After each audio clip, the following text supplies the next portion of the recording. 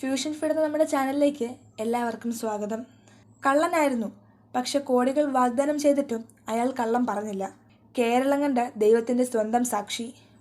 1992 March 27 ആ ഇരുണ്ട രാത്രിയിൽ കോട്ടയത്തെ കോൺവെന്റ് വളപ്പിലേക്ക് ഒരു കള്ളൻ കയറി. ചെമ്പ് കമ്പിയോ അടക്കയോ അങ്ങനെ എന്തെങ്കിലുമായിരുന്നു ലക്ഷ്യം. പക്ഷേ അയാൾ അവിടെ കണ്ടത് കേരളത്തെ തന്നെ ഞെട്ടിച്ച ഒരു കൊലപാതകത്തിൻ്റെ ചില തെളിവുകളായിരുന്നു. അവിടെ നിന്നാണ് അടയ്ക്ക രാജു എന്ന മനുഷ്യൻ്റെ ഇതിഹാസം തുടങ്ങുന്നത്. രാഷ്ട്രീയപരമായും സമുദായികപരമായും അഭയക്കേസ് അട്ടിമറിക്കാൻ വമ്പൻ സ്രാവുകൾ നീന്തി തുടിച്ചപ്പോൾ സത്യം തുറന്നു പറഞ്ഞ ആ പാവം മനുഷ്യനെ അവർ വളഞ്ഞിട്ടാക്രമിച്ചു. ക്രൈംബ്രാഞ്ച് ഉദ്യോഗസ്ഥർ രാജുവിനെ കസ്റ്റഡിയിലെടുത്തു. 58 ദിവസത്തോളം നീണ്ട കൊടിയ പീഡനങ്ങൾ. നീയാണ് അഭയെ കൊന്നതെന്നേറ്റാൽ നിനക്ക് വീട് തരാം, ഭാര്യയ്ക്ക് ജോലി തരാം, മക്കൾക്ക് പഠിക്കാൻ ലക്ഷങ്ങൾ തരാം, രാജാവിനെ പോലെ ജീവിക്കാം എന്നൊക്കെയായിരുന്നു വാഗ്ദാനങ്ങൾ.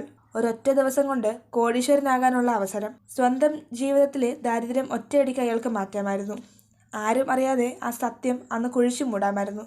പക്ഷെ 3 സെന്റ് കോളനിയിലെ ആ കൊച്ചു വീട്ടിലിരുന്ന് രാജു പറഞ്ഞു, ഇല്ല സാറേ, ഞാൻ കള്ളനാണ്, പക്ഷെ കൊലപാതകിയല്ല.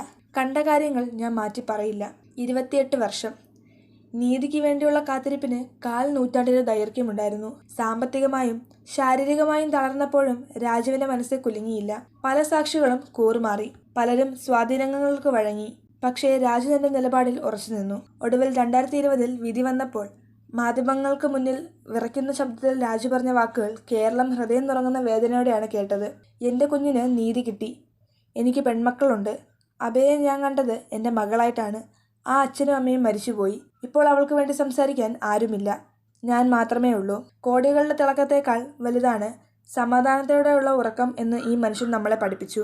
നിയമത്തിൻ്റെ കണ്ണിൽ അയാൾ ഒരു മോഷ്ടാവായിരിക്കാം, പക്ഷേ മനുഷ്യത്വത്തിൻ്റെ കാര്യത്തിൽ അയാൾ പുണ്യാളനാണ്. സത്യം പറയാൻ ഒരുപാട് പഠിപ്പും പണവും വേണ്ട, നട്ടെല്ല് മാത്രം മതി എന്ന് തെളിയിച്ച പച്ച മനുഷ്യൻ. അടയ്ക്ക രാജുവിന് ഒരു ബിഗ് സല്യൂട്ട്.